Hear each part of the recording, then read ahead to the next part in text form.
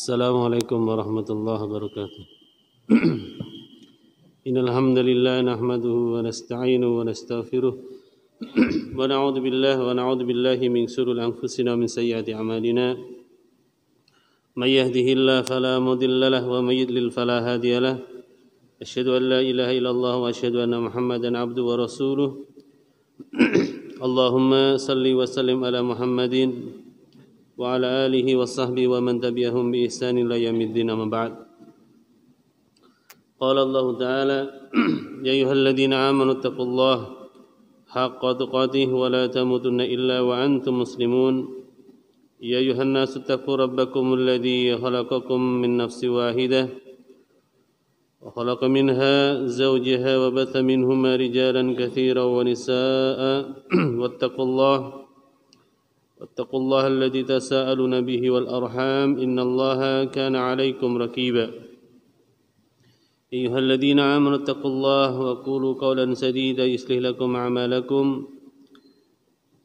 ويغفر لكم ذنوبكم ومن يطع الله ورسوله فقد فاز فوزا عظيما. Jamaah yang semoga senantiasa dirahmati Allah, kita bersyukur di awal bulan Sya'ban tanggal 3 Allah masih memberikan nikmat kepada kita untuk bisa mentaati Allah dengan melaksanakan sholat maghrib dengan berjamaah, kemudian dilanjutkan melaksanakan sholat sunnah rawatib yang mu'akadah yang senantiasa dilaksanakan Nabi, kemudian kita melanjutkan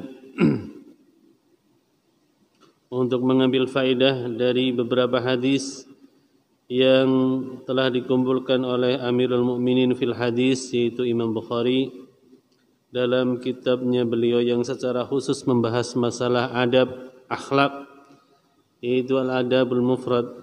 Terakhir sampai bab ma ya'malu rajulu fi baitihi, bab tentang apa yang dilakukan seorang laki-laki di rumahnya. Beliau Imam Bukhari menyebutkan di bab ini ada 3 hadis yang menerangkan bagaimana seorang laki-laki kalau di rumahnya dari Nabi SAW. Karena contoh teladan kita ini yaitu Nabi SAW menjadi contoh dalam semua aspek kehidupan, termasuk apa yang dilakukan di rumahnya. Maka disebutkan di sini dari Aisyah radhiyallahu anha, sa'altu Aisyah radhiyallahu anha ma kana yasna'u Nabi sallallahu alaihi wasallam fi ahlihi, faqalat kana yakunu fi mihnati ahlihi fa idza hadaratis salah kharaja. Adalah Nabi sallallahu alaihi wasallam disebutkan ketika Aisyah radhiyallahu anha Ummul Mukminin, istri Nabi yang paling dicinta setelah Khadijah radhiyallahu ta'ala anha ini, ditanya apa yang dilakukan Nabi SAW di rumahnya, menunjukkan bagaimana para sahabat Nabi juga ingin mencontoh Nabi dalam semua aspek, karena memang Nabi bisa dicontoh dalam semua bentuk amalnya, ya. Semua bentuk amalannya adalah memang dibimbing oleh Allah Ta'ala, termasuk apa yang dilakukan di rumahnya. Dan Nabi memberikan contoh kepada kita di antara apa yang dilakukan di rumahnya sebagaimana yang dilakukan oleh seseorang yang punya rumah di rumahnya. Ya, maka dalam hadis berikutnya beliau kadang memperbaiki sandalnya, menjahit bajunya yang robek, yang dilakukan, dan ini tidak mengurangi kemuliaan beliau, ya. Kesederhanaan beliau di dalam kehidupannya adalah perkara yang bisa dicontoh oleh siapapun manusia, ya. Oleh siapapun manusia beliau bisa dicontohnya. Membantu pekerjaan rumahnya, kana yakunu fi mihnati ahlihi fa idza hadaratis salah kharaja. Jadi beliau senantiasa membantu pekerjaan istri yang beliau mampu mengerjakannya. Tapi apabila telah datang waktu salat, beliau segera ya untuk menunaikan salat. Dalam hadis berikutnya, yahsifu na'lahu, memperbaiki sandalnya atau khufnya, ya Rasulullah SAW sandalnya terbuat dari kulit, ya, yang bisa diperbaiki. Ya kan ada sandal-sandal yang ketika rusak bisa kita jahit sendiri. Itu sandal yang biasanya dipakai oleh Nabi SAW. Ya, sandal yang kalau rusak bisa diperbaiki. Dan sisanya masih ada. Kalau kita ketik sandal Nabi nanti gambarnya ada. Karena di antara beberapa peninggalan Nabi yang masih ada, ya terompah, ya. Terompahnya Nabi SAW. Wa ya'malu ma ya'malu ar-rajulu fi baiti, dan beliau juga melakukan pekerjaan atau hal yang biasa dilakukan seorang laki-laki di rumahnya. Ya, kalau ada kalanya membersihkan rumahnya, yang membersihkan rumahnya. Membereskan tempat tidurnya, yang membereskan tempat tidurnya. Inilah basyarun lakal basyar. Nabi SAW manusia sebagaimana kalian manusia. Istimewanya beliau adalah kepada nubuwah yang Allah berikan kepada beliau. Ya. Karena beliau manusia, maka bisa kita contoh. Dan Allah Ta'ala mengutus para nabi dari kalangan manusia agar bisa dicontoh. Kalau Nabi diutus dari malaikat, tidak bisa dicontoh dari semua aspek kehidupannya. Dan ini adalah contoh perbuatan Nabi di rumahnya. Dalam hadis berikutnya, ma yasna'u ahadukum fi baitihi yasifun na'la wa yarqa'u thawba wa yahid. Ya, beliau melakukan pekerjaan yang memang biasa dilakukan laki-laki di rumahnya masing-masing. Memperbaiki sendal, menambal baju, menjahit, ya. Di Nabi SAW, seorang yang paling mulia di muka bumi, melakukan pekerjaan yang ya biasa. Ya, jadi kalau hariannya, kalau di rumah ada sesuatu hal yang perlu diperbaiki, beliau perbaiki. Bahkan yalfi thawbahu, kadang beliau membersihkan bajunya, mencuci, ya, dengan tangannya. Orang zaman dahulu nggak ada peralatan sebagaimana sekarang, ya kan? Ya, dengan tangannya. Wa yahlibu syatahu, bahkan beliau memerah susu kambingnya, ya memerah sendiri. Kita belum pernah memerah susu kambing, ya. Ya karena jarang orang di Indonesia memerah susu kambing. Paling susu sapi. Itu pun mungkin belum pernah, ya. Saya dulu pernah waktu ada acara di daerah Malang sana sama anak-anak, memerah dan meminumnya, ya, yang masih asli dari seekor sapi. Ini yang dilakukan Nabi SAW. Jadi beliau adalah basyarun lakal basyar, manusia sebagaimana kalian manusia. Ya, keistimewaan beliau adalah nubuwah, ya, yang kemudian sifat-sifat baik yang ada pada diri beliau, yang kemudian kita disuruh mencontohnya. Maka ketika hari ini kita mendapati pelajaran demikian, yang kita lakukan bisa bernilai ganjaran dengan sebab mencontoh. Mungkin sebelumnya kita melakukan karena kebiasaan. Beda orang berniat sesuatu karena kebiasaan dengan niat sesuatu mencontoh Nabi, itu berbeda. Satu kalau biasaan mubah, gak ada ganjaran. Tapi kalau satunya dia, saya berbuat demikian karena Nabi berbuat demikian, maka kita dapat ganjaran ibadah. Nah, innamal a'malu binniyat. Ya, amal itu tergantung niatnya, dan niat bisa membedakan satu ibadah, satu amal kebiasaan. Seseorang mungkin mandi, satu mandinya tujuannya ya biasa tiap hari kan mandi dua kali.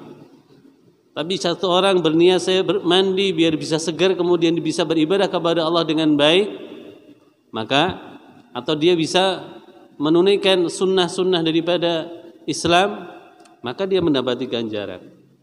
Demikian pula ketika kita tahu bagaimana yang dilakukan Nabi, lalu kita mempraktikannya, ya, maka bernilai ganjaran. Ya, karena yang dilakukan adalah mencontoh Nabi SAW. Berikutnya bab idza ahabba ar-rajulu akhahu falyu'limhu. Apabila seorang mencintai saudaranya, maka hendaklah dia menyampaikannya, memberikan pengetahuan kepada orang tersebut agar dia tahu bahwa dia mencintainya.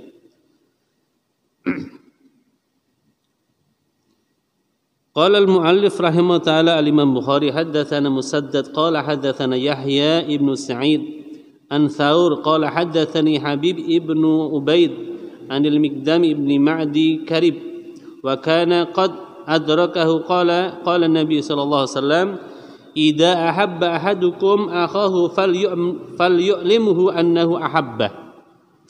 Menceritakan kepada kami, kata Imam Bukhari, Musaddad beliau berkata menceritakan kepada kami Yahya bin Sa'id dari Thawr.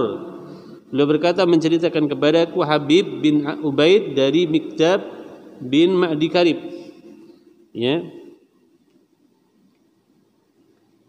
Wa kana qad adrakahu, dan ya, dia pernah mendapati bahwasanya Nabi SAW pernah bersabda, idza ahabba ahadukum, jika salah seorang di antara kalian mencintai akhahu, saudaranya, saudara sesama kaum muslimin, falyu'limhu, maka beritahukan kepada dia annahu ahabbah, bahwa engkau mencintainya. Cinta karena apa? Inilah cinta karena iman. Mari kita lihat bagaimana praktek sahabat Nabi SAW tentang masalah ini. Salah seorang sahabat Rasulullah SAW, diriwayatkan juga oleh Mujahid, pernah menjumpai aku lalu dia meraih pundakku dari belakang. Ini pada hadis berikutnya. An Mujahid qala laqiyani rajulun min ashabin Nabi sallallahu alaihi wasallam. Ya, salah seorang sahabat Nabi pernah menjumpai aku. Fa akhadha bimankibi min wara'i, lalu dia meraih pundakku, memegang pundakku dari belakang. Ya, sambil berkata, amma inni uhibbuka, sesungguhnya aku mencintaimu. Ya, karena Allah Ta'ala. Qala ahabbaka alladhi ahbabtani lah. Lalu dia berkata, semoga engkau dicintai oleh zat yang telah membuatmu mencintai aku. Faqala, kemudian dia berkata, laula anna Rasulullah sallallahu alaihi wasallam qala idza ahabba ar-rajulu rajula falyukhbirhu annahu ahabbahu ma ahbartuka. Ya. Apabila seseorang mencintai orang lain, maka hendaklah dia memberitahu bahwa ia mencintai. Kalaulah dia tidak ada hadis demikian, kata dia, kalau bukan karena adanya hadis Nabi seperti ini, aku tidak akan mengabarkan kepadamu bahwa aku mencintaimu. Ini Masya Allah, ya mungkin agak enggak lazim di kita ya. Kita kan enggak lazim biasanya menyatakan cinta kepada siapa? Lawan jenis. Ya kan? Kalau kita menyatakan aku mencintaimu itu biasanya kepada siapa? Lawan jenis. Ini itu sama-sama laki-laki mencintai karena Allah. Rasulullah SAW memerintahkan untuk mengabarkannya. Kalau kau mencintai seseorang karena Allah, mencintai karena kebaikannya, kesalehannya, itu bisa jadi kita mencintai fulan karena fulan itu baik, Masya Allah, kita rindu bertemu dia. Kalau dia sakit, kita juga merasakan sakitnya. Itu tanda kita mencintai dia. Kalau kita mencintai dia, kabarkan, kata Nabi SAW. Idza ahabba ahadakum akhahu falyu'limhu annahu ahabba.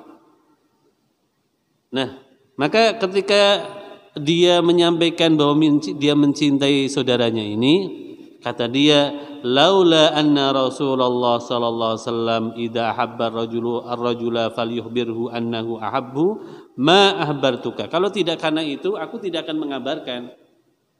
Ini bukti apa? Bukti para sahabat Nabi SAW senantiasa sami'na wa ata'na kepada Nabi. Nabi suruh memerintahkan mengabarkannya, beliau kabarkan. Ya. Kemudian thumma akhadha ya'ridu alayya al-hidbata. Kemudian Mujahid berkata, beliau pun mulai menawariku untuk melamar seseorang. Ya. Qala ama inna indana jariyah, sesungguhnya kami itu punya jariyah, seorang budak perempuan. Amma innaha aura, hanya saja dia itu bermata sebelah, artinya satunya gak bisa melihat. Ya, ini tanda rasa cinta kepada saudaranya, lalu dia memberikan kabar kepadanya, kemudian dia tawarkan kebaikan-kebaikan kepadanya. Dikisahkan dari Abu Muslim Al-Hawlaini rahimahullah ta'ala, pernah aku memasuki sebuah masjid di kota Homs, di wilayah Syam sana ya. Di dalamnya kujumpai ada sekitar 30 orang yang sudah tua dari kalangan sahabat Nabi SAW. Di tengah mereka terdapat anak muda yang kedua matanya hitam, ya, gigi depannya putih. Apabila orang-orang bingung terhadap suatu masalah, mereka menghadapnya untuk memecahkan masalah itu, menghadap kepada laki-laki tersebut yang kemudian bisa memecahkan masalah mereka. Lalu aku pun bertanya kepada orang yang duduk di sisiku, itu tuh siapa? Kok sedemikian luar biasa penampilannya, dan orang-orang begitu takjub kepadanya sehingga setiap permasalahan yang diajukan kepadanya maka dia bisa menjawab dengan baik dan memecahkan persoalan di kalangan mereka. Lalu kemudian dia menjawab, itu tuh adalah Mu'adz ibnu Jabal, ulama di kalangan sahabat. Ya, ulama-ulama di kalangan sahabat, di antaranya Mu'adz ibnu Jabal. Orang yang paling tahu tentang halal dan haram di kalangan umatku, kata Nabi SAW, adalah Mu'adz bin Jabal. Kemudian tiba-tiba terpatri rasa cintaku padanya dalam hatiku karena kebaikan, kesalehan, ya, dan pembawaan dari Mu'adz bin Jabal. Kemudian aku masih saja berada di tengah-tengah mereka waktu itu mereka sedang berada di sisinya Mu'adz. Kemudian aku pergi ke masjid. Ternyata Mu'adz bin Jabal tengah mengerjakan sholat menghadap satu tiang masjid. Memang sholat itu sunnahnya menghadap ke arah sutroh, pembatas. Jadi kalau kita sholat, semestinya kita mendekat ke pembatas. Bisa ini tembok itu sebagai pembatas. Atau kalau kita punya tas yang agak tinggi, kita jadikan dia sebagai sutroh, sebagai pembatas antara kita dengan tempat sholat kita. Karena kalau orang berada lewat depan sutroh kita, maka dia boleh lewat. Tapi kalau dia lewat antara kita dengan sutroh, kita boleh menolaknya. Ya, zona larangan lewat kalau kita sedang sholat. Maka sholat hendaknya kita mendekat ke arah sutroh. Oh, depannya depan. Atau sutrohnya orang duduk di depannya itu jadikan sutroh, enggak apa-apa. Nah, Mu'adz bin Jabal mengerjakan sholat menghadap suatu tiang. Beliau berdiam, tidak mengajakku bicara, dan aku pun demikian tak mengajaknya berbicara. Lalu aku kerjakan sholat, lantas aku duduk dengan beralaskan kainku. Beliau masih duduk terdiam, tidak mengajakku bicara. Aku juga sama. Kemudian ku katakan, demi Allah, inni uhibbuka, sesungguhnya aku mencintaimu.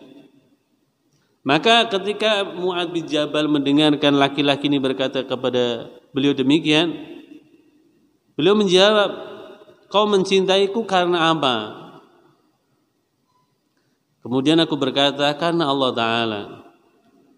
Kemudian beliau mengambil kainku dan menarikku kepadanya sebentar. Beliau berkata, kalau kamu jujur maka selamat. Kalau betul-betul kamu mencintai aku karena Allah, maka kamu akan selamat. Sebab aku telah mendengar Nabi SAW, al-mutahabbuna fi jalali lahum manabiri min nur yahbatuhum an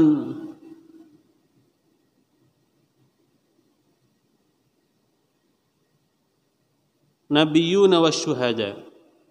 Orang-orang yang saling mencintai karena keagunganku. Jadi orang-orang yang saling mencintai karena Allah, kelak nanti di yaumul qiyamah mereka memiliki mimbar-mimbar dari cahaya. Ya, pada saat manusia dikumpulkan di surga pada hari Jumat, itu kan manusia berjumpa dengan Allah Ta'ala, mereka berkumpul dengan tempat-tempat duduk mereka, dengan mimbar-mimbar mereka. Lah, mimbarnya orang yang saling mencintai karena Allah ini bercahaya, sehingga membuat para nabi dan orang-orang yang mati syahid takjub dan iri kepada mereka. Oh, Masya Allah, sedemikian indahnya Allah Ta'ala berikan kepada orang-orang yang saling mencintai karena Allah. Sampai dua golongan manusia yang mulia di kalangan para nabi, di kalangan para syuhada itu iri terhadap siapa? Orang-orang yang saling mencintai saudaranya karena Allah. Dia tidaklah cinta kepada dia kecuali karena Allah. Ini yang dilakukan contoh konkret dari para sahabat Nabi SAW, ya. Jadi dia bertemu dengan Mu'adz bin Jabal. Mu'adz bin Jabal ini kesalehan dan kebaikannya membuat dia tertarik. Lalu dia menyatakan rasa cintanya karena Allah Ta'ala. Kemudian Mu'adz bin Jabal pun mengabarkan, kalau engkau betul-betul karena Allah mencintai aku, ya, maka engkau akan menjadi orang yang diirikan oleh para nabi dan para syuhada di yaumul qiyamah, karena engkau akan mendapati mimbar-mimbar yang bercahaya. Demikian pula dalam riwayat yang lain, Abu Muslim mengisahkan, aku keluar dan berjumpa dengan Ubadah bin Samit radhiyallahu an. Kataku, wahai Abul Walid, yaitu kunyahnya Ubadah bin Samit, maukah aku ceritakan padamu tentang apa yang telah diceritakan Mu'adz bin Jabal radhiyallahu an terkait orang-orang yang saling mencintai? Jawabnya, aku akan menceritakan padamu dari Nabi sallam, ya, dari Allah Ta'ala. Berarti ini hadis qudsi. Orang yang saling mencintai karena diriku berhak memperoleh cinta dari Allah Ta'ala. Orang yang saling memberi bantuan berhak mendapatkan cintaku. Dan orang yang saling menyambung kekerabatan berhak mendapatkan kecintaku. Ya, haqqat mahabbati al-mutahabbina fi.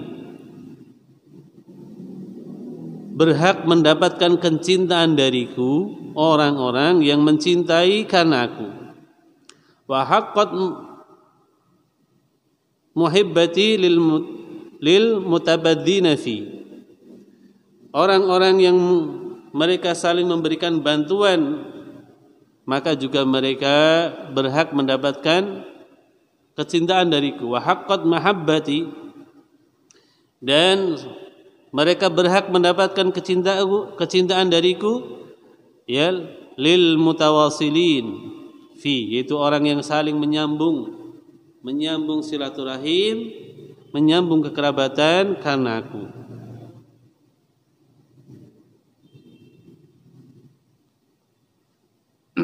Jadi jamaah yang rahmat Allah Ta'ala, betapa mulianya seseorang yang mencintai orang lain karena Allah Subhanahu wa Ta'ala, ya. Dan Nabi SAW merintahkan kalau kita mencintai seseorang karena Allah, kabarkan kepada orang tersebut bahwa kita mencintainya karena Allah Ta'ala. Dalam hadis yang terakhir disebutkan di sini, qala Nabi sallallahu alaihi wasallam, ma tahabbana ar-rajulani illa kana afdaluhuma ashaddahuma hubban li sahibihi. Ya, kata Nabi sallam, dua orang yang saling mencintai karena Allah, yang paling baik itu yang paling kuat cintanya kepada saudaranya. Yang paling kuat dari mereka cintanya kepada saudaranya sesama kaum muslimin, inilah yang paling mulia. Ya, yang paling mulia.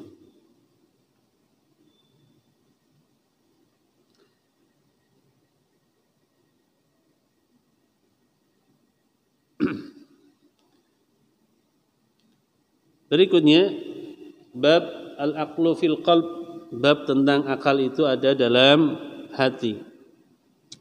Haddatsana Sa'id ibnu Abi Maryam qala akhbarana Muhammad ibnu Muslim qala akhbarani Amr ibnu Dinar an Ibni Shihab an Iyad ibni Khalifah an Ali radhiyallahu an annahu sami'ahu bisaffaini yaqul innal aqla fil qalbi war rahmata fil kabidi war ra'fata fit tihali wan nafasa fir ri'ah.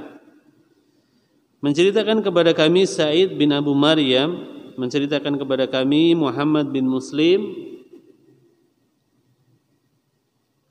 mengabarkan kepadaku Amr dan juga Ibnu Dinar dari Ibnu Shihab Az-Zuhri, ya, ulama yang pertama kali mengkodifikasi hadis di zamannya Umar bin Abdul Aziz. An Iyad bin Khalifah, dari Iyad bin Khalifah, an Ali, dari Ali, annahu, wasanya sami'ahu bisifaini, bahwa dia pernah berkata di Siffin. Di Siffin itu pernah ada kejadian perang antara Ali dengan Muawiyah. Kata beliau, karena beliau adalah babul ilm, pintunya ilmu, ya, di antara keutamaan Ali adalah beliau adalah pintunya ilmu. Maka ketika Abu Bakar memimpin, Ali dijadikan tempat untuk bermusyawarah karena keilmuannya.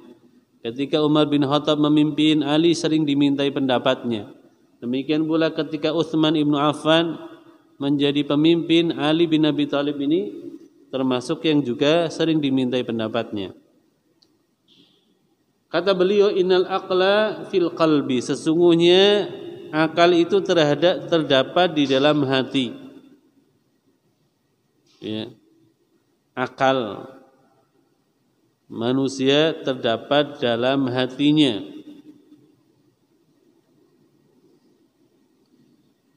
Warahmata fil kabidi, dan rahmatnya ada dalam rongga perutnya. Ya, orang merasakan mendapati banyak rahmat dari Allah, berkah, itu biasanya ya di perutnya. Kalau perutnya sudah kenyang, kadang dia merasa saya sudah mendapati banyak rahmat. Warra'fata fittihal, kemudian kasih sayang terdapat pada limfa, ya, bagian yang ada dalam hati. Wan nafasa fir ri'at, kemudian nafas terdapat dalam paru-paru. Ya. Jadi akal manusia itu sesuai dengan hatinya. Ketika hatinya bersih, maka akalnya akan cenderung lebih bersih. Maka ala wa inna fil jasadil mudghah idza salahat salahal jasadu kulluh wa idza fasadat fasadal jasadu kulluh ala wa hiya al qalb. Ketahuilah dalam jasad ini ada segumpal darah. Apabila dia baik maka baik seluruhnya, apabila dia buruk buruk seluruhnya. Ala wa hiya al qalb. Itu adalah hati. Ya. Maka akal sesungguhnya itu terdapat dalam hati. Ya, hatinya yang bersih yang menyebabkan ulul albab, disebut ulul albab, orang-orang yang berakal itu orang yang hatinya baik. Ya. Orang yang rusak itu karena hatinya rusak, maka disebut orang yang akalnya telah rusak. Walaupun mungkin pintar seperti Hammam. Hammam itu dia bisa membuat bangunan tinggi, ya, setinggi piramid Sphinx yang ada di Mesir.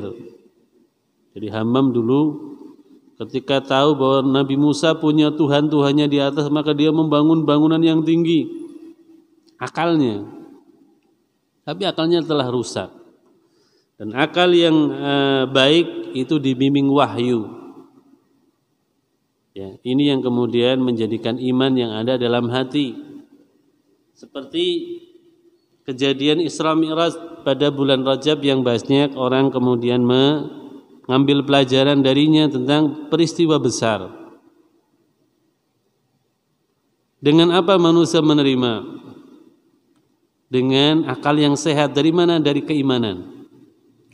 Peristiwa yang sampai sekarang pun susah bisa dicerna. Orang melakukan naik ke Sidratul Muntaha itu dengan apa? Kita langit pertama saja belum bisa dieksplor.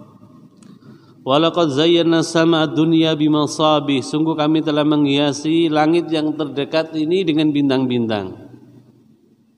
Ya, bintang yang paling dekat saja kita belum pernah menjangkau. Bintang paling dekat kita apa? Matahari itu. Yang jaraknya 147-150 juta kilometer katanya. Yang lebih jauh dari itu masih banyak. Itu masih dalam kolong langit. Belum langit kedua, ketiga, keempat, kelima, keenam, tujuh. Bagaimana manusia bisa melewati itu? Padahal Nabi SAW dulu pernah melewatinya. Maka tidaklah orang kemudian percaya kecuali dengan akal yang sehat dari hatinya. Hatinya yang menerima. Maka akalnya kemudian ikut menerima. Maka ketika Abu Bakar As-Siddiq radhiyallahu ta'ala anhu dikabarkan peristiwa itu, ya, peristiwa yang hari ini saja nggak bisa dibenarkan dengan akal semata, apalagi di zaman sahabat. Zaman sekarang pesawat super canggih pun tidak bisa sekecepatan cahaya.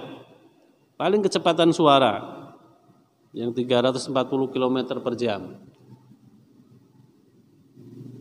atau 340 km per detik. Gak bisa secepat cahaya itu tidak bisa. Nabi dahulu dengan buruk itu sekali melangkah sejauh mata memandang.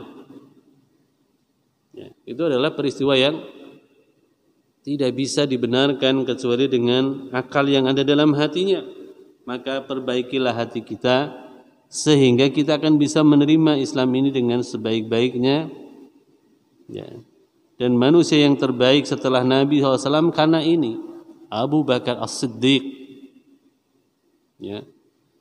Karena beliau mempercayai peristiwa dengan hatinya, walaupun akalnya kalau menggunakan akal semata tidak bisa. Ya. Tidak bisa.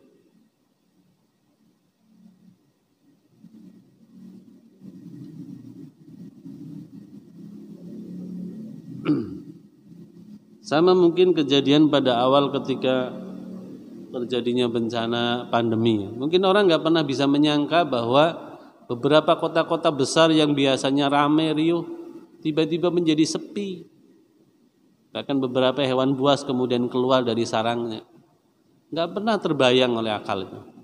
Di zaman modern ya. Tiba-tiba beberapa hari. Ini boleh jadi kalau kemudian virusnya lebih dahsyat, manusia suruh kembali ke rumah masing-masing.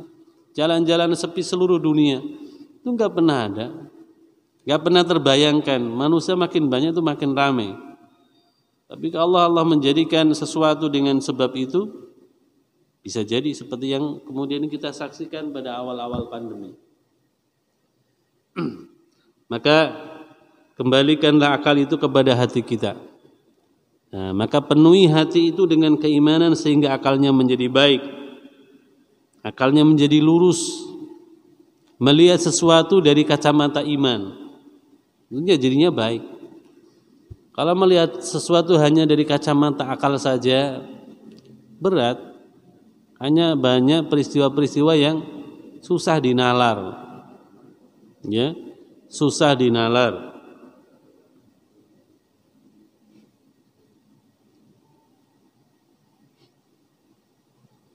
Kejadian seperti likuifaksi yang ada di Palu itu susah dinalar. Setelah peristiwa baru kemudian, oh ini peristiwanya begini-begini.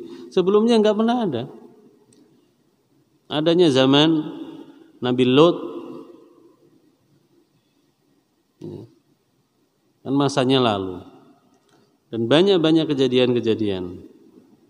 Misalkan seperti sekarang ramai di Kongo itu apa? Gunung emas. Siapa pernah bisa menyangka sebelumnya? Ya betul ada gunung emas. Nanti Sungai Efrat akan ada gunung emasnya. Iya betul, memang hadisnya demikian.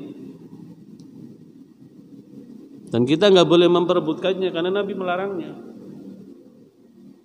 Karena dari 1.000 orang yang memperebutkan 999 mati. Nah, kalau nggak dari 100, 1.000. Kalau dari 100 ya 99 yang memperebutkan, yang satu selamat. Kok bisa kita nggak memperebutkan? Perintahnya Nabi nggak memperebutkan. Ketika terjadi Sungai Efrat menyibakkan gunung emas, nggak boleh kalian berebut. Kalian berebut dari 100 hanya satu yang hidup. Nasnya demikian, nanti akan kejadiannya demikian. Kok bisa ya manusia nggak boleh berebut padahal manusia akan memperebutkan emas? Begitulah syariat. Ya. Tinggal kita sami'na wa ata'na atau sami'na wa asaina. Ya. Walaupun kalau Kongo kan lain dengan Sungai Efrat. Kalau Sungai Efrat itu di Irak, Iran. Ya. Ada 2 sungai besar, Sungai Tigris dan Sungai Efrat. Yang disebutkan Sungai Efrat. Ya.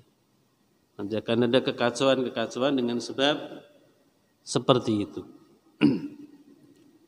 Kalau yang di Kongo bukan yang termasuk di dalamnya. Ini peristiwa ini pun juga menunjukkan kuasa Allah Ta'ala. Ya. Kuasa negeri yang konfliknya cukup besar. Kongo itu negara yang bolak-balik mengalami konflik. Terkadang Allah berikan kepada mereka penggembira di kala-kala kesusahannya. Kemudian jamaah yang rahmati Allah Ta'ala, hanya satu hadis di bab ini yang disebutkan. Kita lanjut bab Al-Kibr, bab tentang kesombongan. Di hadis ini ada beberapa hadis yang beliau kumpulkan. Ada banyak dari hadis nomor 548 sampai 557. Ada kurang lebih 9 hadis. Hadis yang pertama